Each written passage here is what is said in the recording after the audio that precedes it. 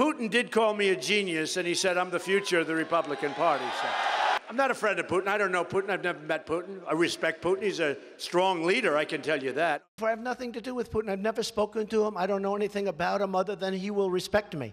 I would treat Vladimir Putin firmly, but there's nothing I can think of that I'd rather do than have Russia friendly.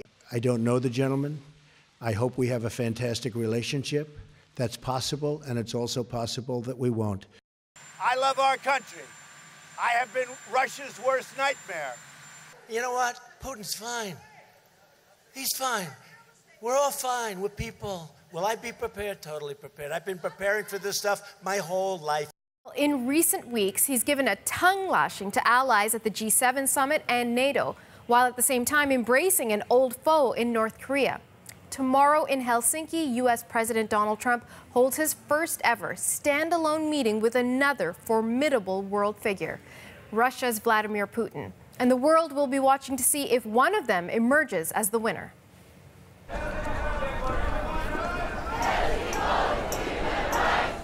Although there's still a day to go before the talks get underway, protesters have already begun gathering in the Finnish capital to voice their opposition to Trump and Putin. The U.S. president, meanwhile, has been squeezing in one last round of golf at his resort in Scotland. He's due to leave for Helsinki with his wife Melania later this morning. Now, many American observers will be watching to see if Trump follows through on something he said in Britain on Thursday, that he intends to press Putin on the issue of Russians meddling in the 2016 presidential election. For more, let's turn to Dominic Velitis, who joins us now from London. So, Dominic, in that interview ahead of the talks, Trump was already trying to manage expectations. What might be achieved? Well, Donald Trump, you're quite right, Natasha, has this morning been speaking to CBS News ahead of his first official summit with Vladimir Putin. Remember, he has met with Putin in the sidelines of various international meetings in the past. But, and as you say, he's very much managing expectations at the moment. But let's have a listen. Here he is.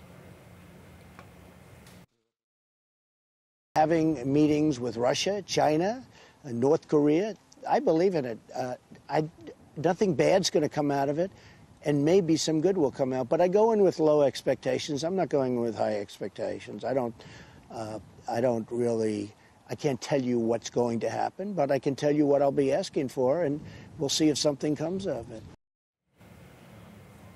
So low expectations there, Natasha. And although there's no set agenda for tomorrow's talks, there is plenty, of course, to discuss. Russia's annexation of Crimea from Ukraine is one thing. The ongoing war in Syria and arms control are others. Are all potential big talking points. So too is the matter of Russian meddling in the 2016 US election, an issue now well and truly under the spotlight following the recent indictment of 12 Russians for allegedly hacking the Democrats' servers and Hillary Clinton's presidential campaign. Indeed, several top Democrats have even called for tomorrow's summit to be cancelled as a result. But Trump has repeatedly cast doubt on the conclusion Russia was behind the hacking of his political rivals, and has even disparaged Robert Mueller's investigation into possible links between Russia and his campaign as a witch hunt. Instead, Natasha, I think it's likely that both Trump and Putin will view tomorrow's summit as merely an opportunity for some good optics and a chance to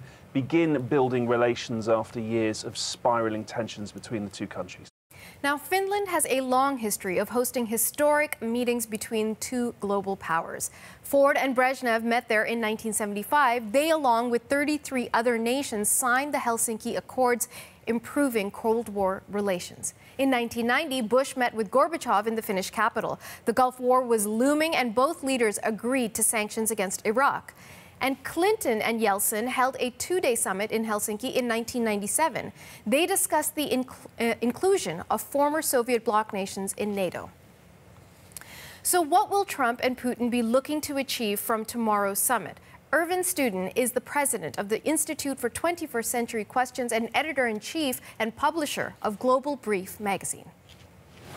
In Northeast Asia, the Korean problem is a problem for the Americans. Can the Russians help in terms of a denuclearization agenda? That's the first one. In the Middle East, the Russians are the senior players, not the Americans. Can the Russians help the Americans on the Iranian question, on the Syrian question, on the Israeli-Palestinian question, on the Yemen conflict? And of course, the one that's nearest and dearest to the Russians is the Ukrainian conflict, which is largely out of the control, surprisingly, of both parties and could blow up in the face of both NATO and Russia and the world. So it's something they'll need to manage. Is there a way of implicating America much more meaningfully in the Minsk process? From the Russian perspective, I think the nearest and dearest win for them is to de-radicalize international relations with the Americans. Can they set up a process which allows a renormalization of bilateral relations to what it was before 2014, before the Ukrainian revolution, before the annexation of Crimea? I think I'm skeptical that they can achieve that because America is quite radicalized on that, and Russia has not been able to deliver that type of de-radicalization agenda. So Russia stands to gain quite a bit from this summit. What could the United States gain? I think Russia doesn't stand to gain as much as people might think. Their expectations are quite tempered. Both leaders, however, optically have the same ambition. So optically, they want to set themselves internationally and for the domestic audiences as term setters. These are senior leaders in the world. They ought to be meeting regularly, and they're meeting essentially to set the terms of the international agenda. The only senior leader that's missing from this dyad is Xi Jinping.